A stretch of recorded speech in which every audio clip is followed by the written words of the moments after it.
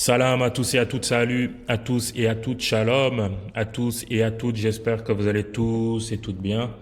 Je voulais apporter une réponse par rapport à la vidéo de Abu Salman.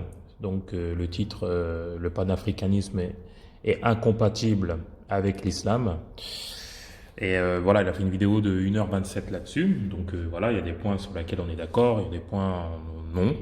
Et en tant que noirs musulmans, nous sommes visés directement par cette vidéo. Et, euh, et nous sommes régulièrement visés par les deux côtés, entre guillemets, les deux extrêmes, c'est-à-dire certains musulmans, en général certains maghrébins musulmans qui nous reprochent des fois d'être nationalistes, etc. Et d'autres noirs, voilà, qui sont pas musulmans, certains d'autres noirs qui sont pas du tout musulmans, qui nous reprochent, voilà, d'être beaucoup trop proches des Arabes, entre guillemets. Donc voilà, les deux reprochent les mêmes choses. Nous, on est au milieu de ça et je vais essayer d'apporter euh, le- par rapport à mon vécu, par rapport à ce que je vois, par rapport à des faits factuels, subjectifs, c'est un mélange de tout en fait. Mon avis là-dessus en fait, parce que je pense que c'est quand même important et je pense qu'il y en a beaucoup qui attendent en gros cette vidéo quoi. On va répondre point par point hein, par rapport à la vidéo. Le premier point, tu nous dis que l'islam n'est pas compatible avec le panafricanisme. Le fait est d'être panafricain n'est pas compatible avec l'islam. Chose que je réfute, je ne vois pas en quoi c'est pas compatible en fait. Défendre les droits des Africains, défendre les droits des Noirs en tant que Noirs, même si c'est vaste, je sais, on y viendra plus tard dans la vidéo. Je vois pas pourquoi ce serait pas compatible. Et surtout qu'on ne demande pas, on ne dit pas ça aux Turcs, on ne dit pas ça aux Maghrébins et le panarabisme, on dit pas, on n'a jamais dit aux Arabes que ce n'est pas compatible avec l'islam.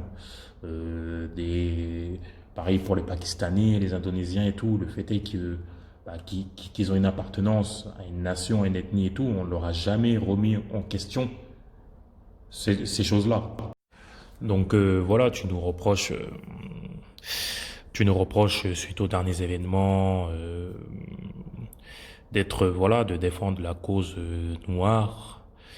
Euh, et tu prends exemple sur Kémy Seba, tu dis que voilà, qu'il y en a beaucoup qui suivent Kémy Seba, qu'on devrait en gros pas le suivre en tant que musulman. Mais moi, en tant que musulman, il y a des discours de Kémy Seba que je suis d'accord, il y en a d'autres je suis pas d'accord. Il s'agit de nuancer. Il y a des choses qu'il dit qui sont vraies, qui sont factuelles, que je valide à 100%. Il y a d'autres choses, bien évidemment. Il y a d'autres choses dans son idéologie que je ne peux pas cautionner. Mais je ne comprends pas. Je ne comprends pas je ne comprends pas cet acharnement-là à toujours, dès qu'un noir, je sais pas, revendique quelque chose ou voilà, il essaye de faire avancer certaines choses. Il y a toujours une personne qui viendra, entre guillemets, mettre des bâtons dans les roues, quoi. C'est ce côté-là que je comprends pas, parce que, comme je le dis, je le répète, vu que toi, tu prétends être, tu es blanc, voilà, tu es blanc, tu es un musulman blanc, je crois que tu es un converti, il me semble, que tu avais dit que tu étais converti. Euh, donc on va dire vulgairement, entre guillemets, français de souche. C'est comme si, je vais faire preuve de sophisme parce que t'en as beaucoup fait preuve quand même dans la vidéo. Euh, voilà, c'est comme si je te disais, oui, c'est une guerre de main entre un pays à majorité musulmane et la France, qui n'est pas un pays à majorité musulmane. Et toi, en tant que Français de souche musulman, tu vas faire quoi? Voilà, c'est cette question que je vais te poser, tu vois. C'est à peu près la même chose que tu nous dis à nous, musulmans noirs, et encore, c'est encore plus profond parce que moi, je suis né en tant que noir, je suis né en tant que musulman. Voilà, ma couleur, c'est quand même, voilà, entre guillemets, Allah m'a donné ce chasuble-là, on va dire, entre guillemets, m'a donné ce corps-là, et puis c'est tout. Et je suis obligé de l'honorer, et je suis obligé de faire avec les réalités du terrain en 2020, en tant que noir. Là n'est pas question de victimisation ou quoi que ce soit. On est obligé de faire avec cette réalité-là.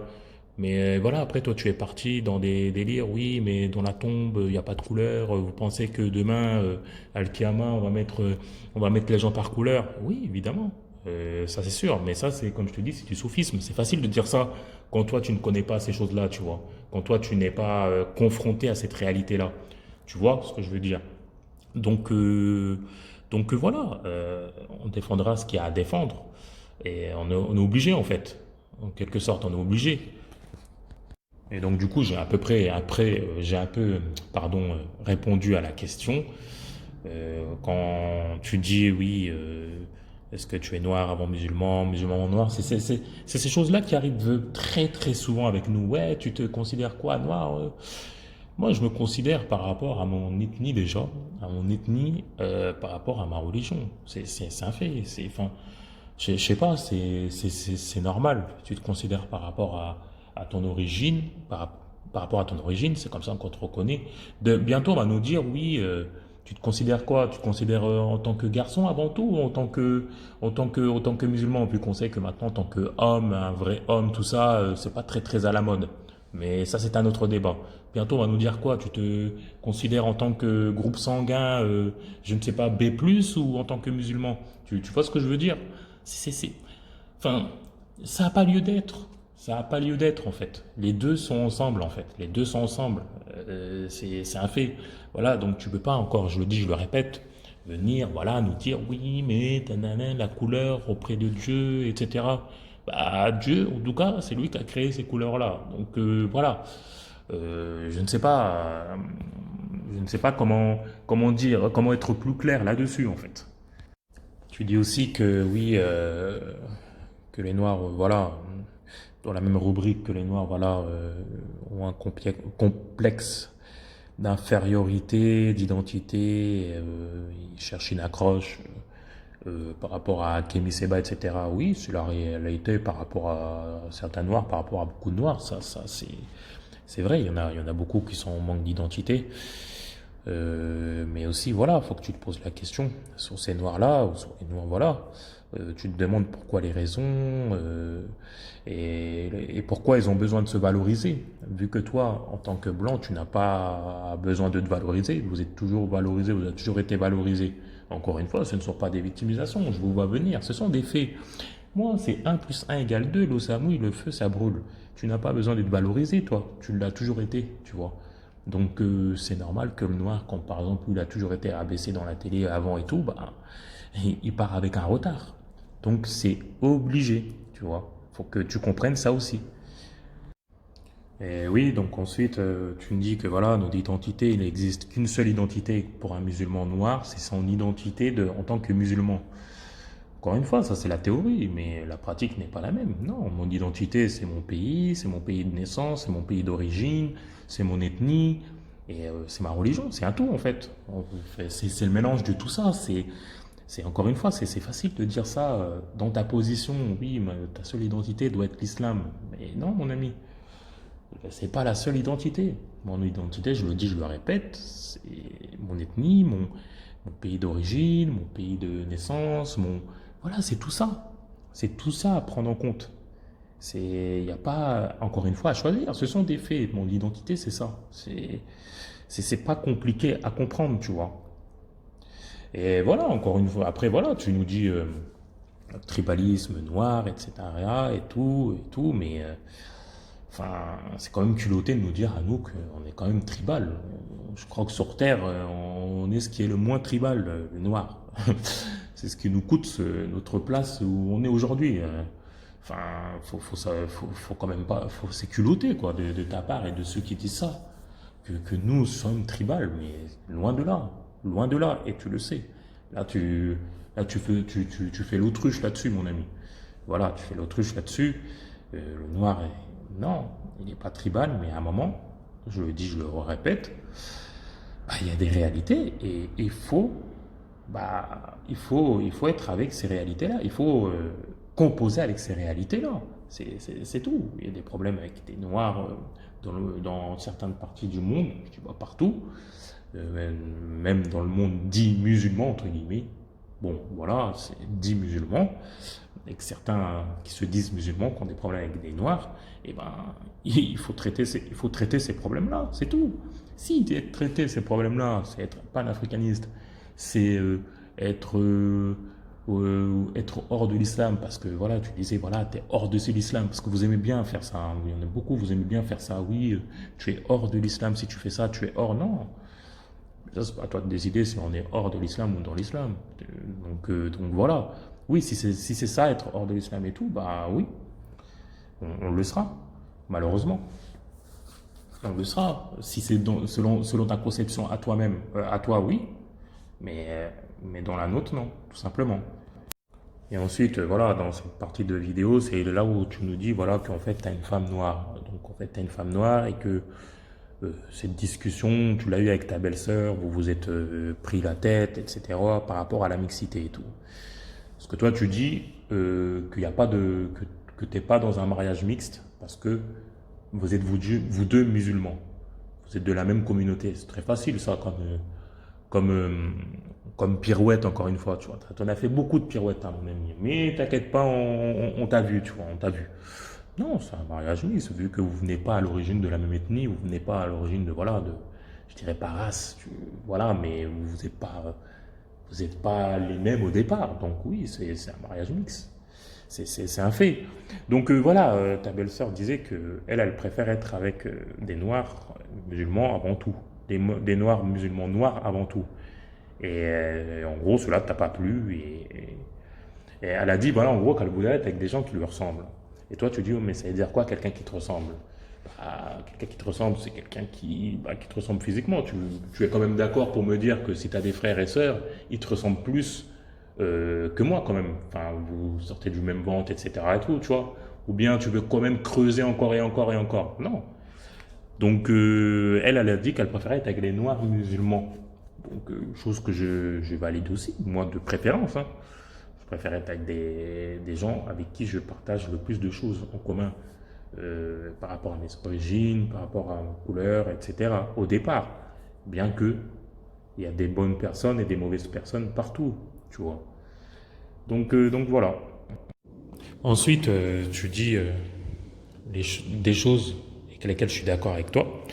C'est-à-dire que tu nous dis, oui, comment moi je vais me sentir proche, je vais faire une communauté avec des gens qui adorent les statues, les esprits, qui adorent des pierres, qui adorent des djinns, et toutes ces choses-là.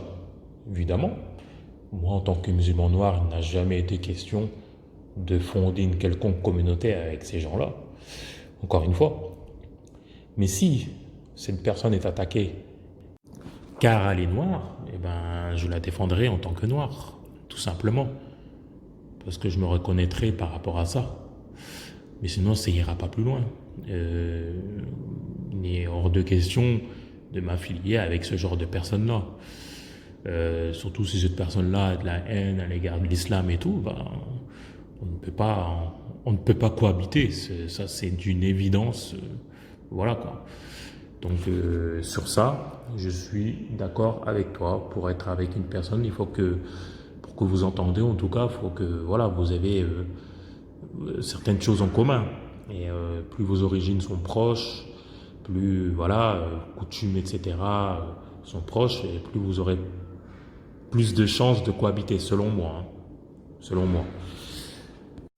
Ensuite, tu dis que voilà, pour continuer dans ça, tu dis voilà que beaucoup de ces noirs-là, qu'il y a beaucoup de noirs, voilà, en gros, qui sont islamophobes et qui veulent détourner les noirs musulmans de l'islam. Oui, c'est vrai, il y en a beaucoup. C'est beaucoup de ces noirs-là, ouais, c'est un fait. Mais est-ce que tu en vois beaucoup de noirs musulmans se détourner de la religion? J'en vois pas beaucoup, hein, moi personnellement. Mais tu sais, on les connaît, hein, ces noirs-là, hein. C'est des noirs qui ont une haine viscérale à l'égard de l'islam et à l'égard de beaucoup de Ouest africains. Parce qu'en général, c'est pas des gens de l'Afrique de l'Ouest qui ont cette haine-là. Comprendra qui voudra. Donc voilà, on les connaît, hein. Moi, je les appelle le FC Negro News. C'est-à-dire que voilà, avant, Sur Facebook, il y avait un site Negro News et une page de Negro News et voilà, c'était plutôt islamophobe sur les bords là-bas et ils nous crachaient souvent dessus. Mais bon, on a enregistré, on a vu et en gros, moi ce que je voudrais vous dire à vous, c'est qu'on n'est absolument pas ensemble. Voilà, on n'a rien en commun. C'est sûr que je préférerais largement un non-noir qui me respecte, qui est musulman, etc., que ce genre de noir-là, qui voudrait manger ma chair. Voilà. Donc, vous, je tiens à vous le dire, hein, il y en a certains, c'est l'ignorance peut-être, mais il y en a la plupart, c'est ciblé. Je le dis, je le répète, on connaît votre haine et votre complexe, votre manque d'amour propre à vous là les haineux, hein. Voilà, je répète, on n'est absolument pas ensemble et on vous voit hein, et on va bientôt s'occuper de vous hein, verbalement, bien évidemment. Donc voilà, c'est sûr que oui, il est évident que ne faudrait pas se mélanger ou faire quoi que ce soit avec ce genre de personnes-là. C'est bien pour ça que je le dis, je le répète encore une fois, que la communauté noire n'existe pas, n'a jamais existé et n'existera jamais.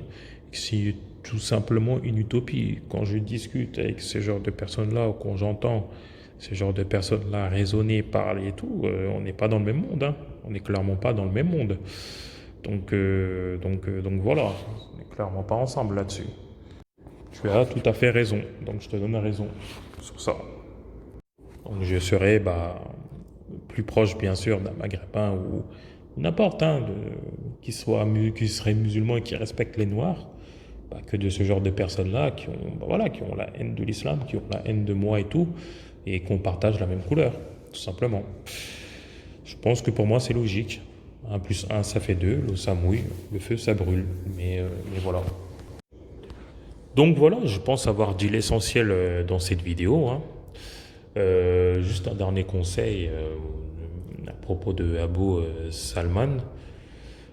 Amicalement, hein, voilà, hein, c'est pas parce que tu as une femme noire que ça te donne le droit en gros, de nous donner des leçons, quoi, des leçons de conduite en tant que musulman noir, comment je dois me comporter, comment je dois faire ma religion, comment, etc. Tu vois, nous sommes noirs, musulmans depuis plusieurs siècles. Nos ancêtres sont musulmans depuis plusieurs siècles. Nous avons notre façon de faire notre religion qui est basée voilà, sur la tolérance et l'entraide et, euh, et tout ce qui s'ensuit. Tu ne connais pas, tu ne connais pas, donc je t'invite à bien apprendre tout ça. Et, euh, et voilà, je dis ça vraiment amicalement parce que tu restes malgré tout euh, un blanc et ça c'est vraiment pas péjorativement je dis ça, mais toi-même tu te rends même pas compte que vous avez ce complexe colonial, tu vois, ce complexe de supériorité. Voilà, ça se trouve lui, toi tu es musulman, tu vas dire ouais, tu es musulman depuis un an, bah toi tu vas donner des leçons à quelqu'un dont sa famille est musulmane depuis 500 ans, moins 600 ans, 700 ans, 800 ans, tu vois. C'est ça le complexe colonial, tu vois. Mais sinon, je t'en veux pas, il y a plein de choses sur lesquelles je suis d'accord, mais il fallait que je rétablisse, certaines vérités et que je renvoie dos à dos ces extrêmes-là, ces deux extrêmes-là, ces extrêmes noirs-là et certains de ces extrêmes musulmans-là qui essaient de nous tirer chacun de son côté. Moi, je suis musulman noir, d'Afrique de l'Ouest, avec mes coutumes, avec ma culture, avec mon ethnie, avec toutes ces complexités. Et, euh, et voilà, je combattrai le racisme anti-noir, je combattrai l'islamophobie et tout, et voilà, et toutes sortes de discriminations. D'ailleurs, une toute dernière précision là-dessus, quand tu disais voilà qu'il faut qu'on soit tourné à 100% vers vous, etc., pas de panafricanisme, etc. Le problème, c'est que quand il nous arrive des galères dans les pays musulmans noirs et tout, on voit pas beaucoup de non-noirs musulmans. Voilà. On n'en voit pas beaucoup. On voit bien que ça chauffe du côté du Mali, Niger, entre autres, dans plein d'endroits, et dans ces pays-là dits arabes ou plein d'autres, hein, bah, c'est plutôt discret. Voilà, c'est plutôt discret. Donc on peut pas avoir le beurre, l'argent du beurre et tout ce qui s'en suit. Voilà, je m'arrête ici.